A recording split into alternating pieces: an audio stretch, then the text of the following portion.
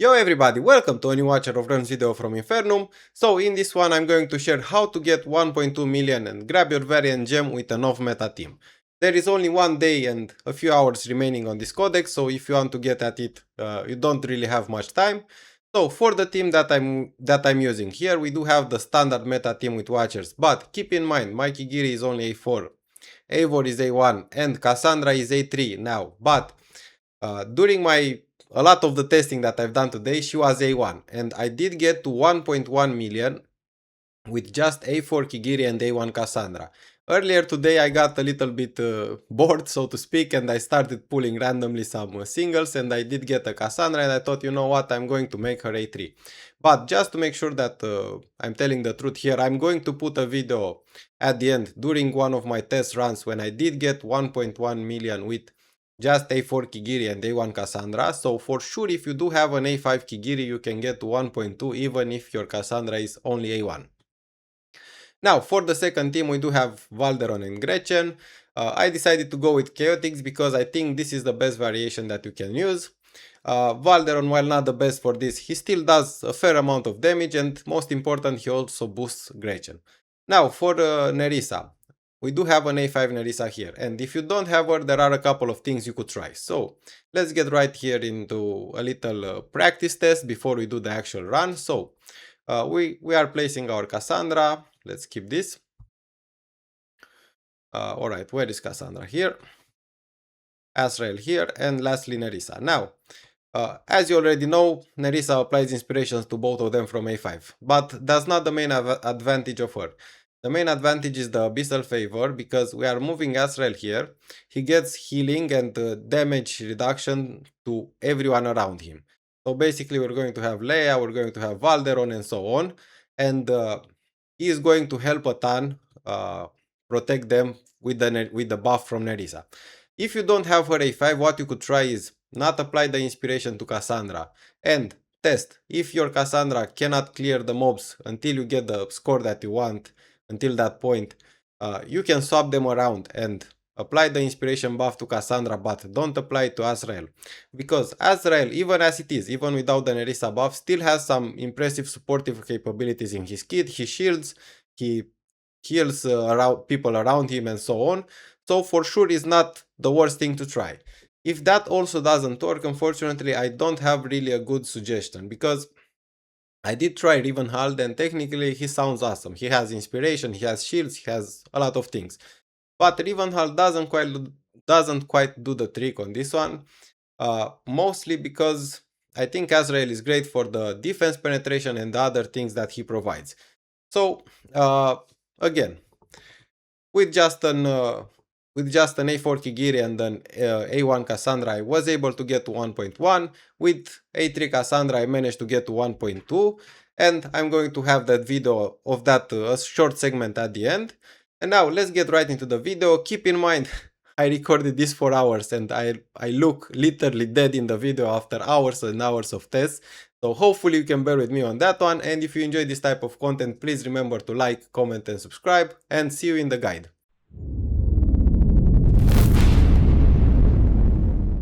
Alright, so let's get right into the fight. I'm going to show you the placements and everything that you need to get the highest score possible, at least with this particular formation. So, on this part we're going to place Cassandra, we're going to place our Azrael here and our Nerissa. And for the left side we do have Kigiri, we have Leia, we have Eivor, our Gretchen, and lastly our Valderon. Alright, so first things first, we want to use Azrael's ultimate to move him, so perhaps when you see this Thunderous Verdict bar appear, you can move him. Now, for Giri, after he gets 2 hits, you just use his ultimate, and this way I notice he does the sweeping strike most consistently. Now, at 200% we also want to use Cassandra, so right about here.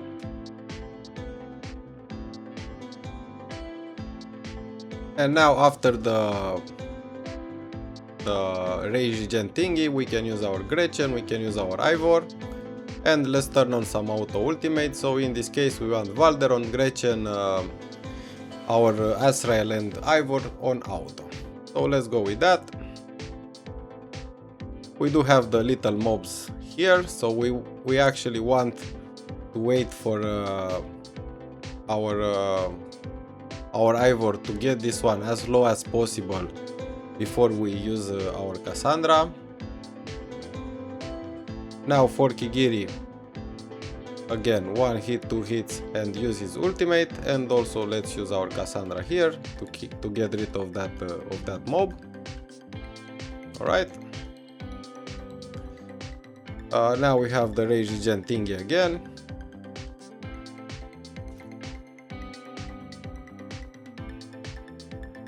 Okay, our Ivor is starting her ultimate. Now, again, even though we do have Cassandra, we want to wait for Ivor to get this mob as low as possible, because the fewer hits she does on this mob, the more she will do in the boss. Alright, so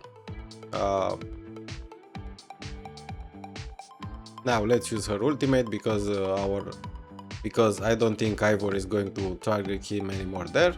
Let's also use our Leia here to charge Kigiri a little. I don't think it's that important, but alright. Now we do have the rage regen thingy again.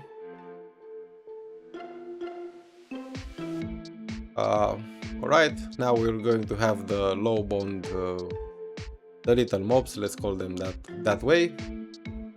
So here we want again to wait for Ivor to do a couple of hits, and now we can use our Cassandra to kill that one fully. And now we do have the Thunder's Verdict, so 1, 2, and then let's use our Kigiri. Okay, we do have Cassandra again, so that's mostly from her A3. Sometimes you get like you get a lot of stacks back, and this way you can trigger more. You can use her ultimate more often, but if you don't have her A3, that's not a problem. Just trigger her whenever you get her ultimate, right? So now when those move, so basically however I'm using her now, right? Okay, now we do have the Thunder's Verdict again, so we are going to wait for 2 hits and then use our Kigiri. And now for Azrael, let's turn off his ultimate at around 700k, 650k to 700k, because we are actually going to need his ultimate later on. Alright, so now we have again the low bound, the little mobs. So we are again waiting for some hits from our Ivor on that mob, and then we can use our Cassandra to delete him. And now again for Kigiri, 1, 2, and use our Kigiri, 3. Alright. So we are at around 800k. Let's use our Cassandra again because we do get her ultimate. Let's also use our Leia on this one to get some of the rage back for our Kigiri and everyone here. And now we do have the mobs again, and unfortunately now we are going to see if we cannot kill any of them with our Cassandra and with our Ivor. So now we are going to use our Cassandra to try and kill that mob. We don't. Alright, so what we want to do is trigger our Azrael to shield everyone, so this way everyone should leave, because Azrael shields everyone. So yeah. Okay, now we have this iron cloud thingy, the rage regen thing, so we are using our Cassandra here to clear that mob, otherwise we would be in trouble. Okay, we do have the little mobs again. Again, we have to keep in mind that we need to kill one of them, so we are going to do our best here. Our Ivor is starting her ultimate. Let's also use Cassandra and Ivor. So we did again kill one of them, and mostly this here, if Cassandra, well, it seems that our Gretchen dies regardless, but mostly here your Gretchen will die. Alright, now we do have this Iron Cloud suppression thingy, so let's use our Azrael to protect them, to give them some shields. Okay. Now we're going to have the mobs again, so we are going to use our Cassandra, and unfortunately here we're about to get quite wiped because we do not have our Azrael again. But that's pretty much it. We did get 1.2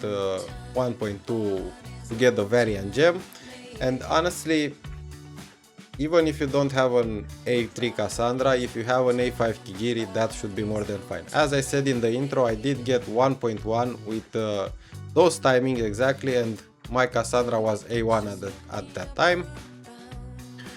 I probably hit some really good RNG with Kigiri, because without the A5 you really need to get the good RNG, and honestly I wouldn't bother trying to get 1.2 million without an A3 Cassandra and an or an A5 Kigiri, but if you do have the Kigiri to A5, I'm pretty sure you can do it. So let's claim our variant gem and let's take a look at the gear.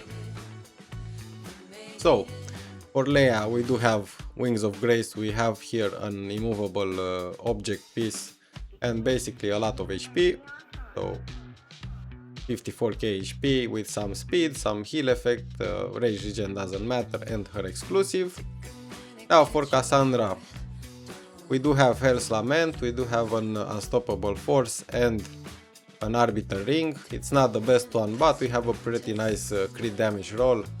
So we have her with 76% rage regen.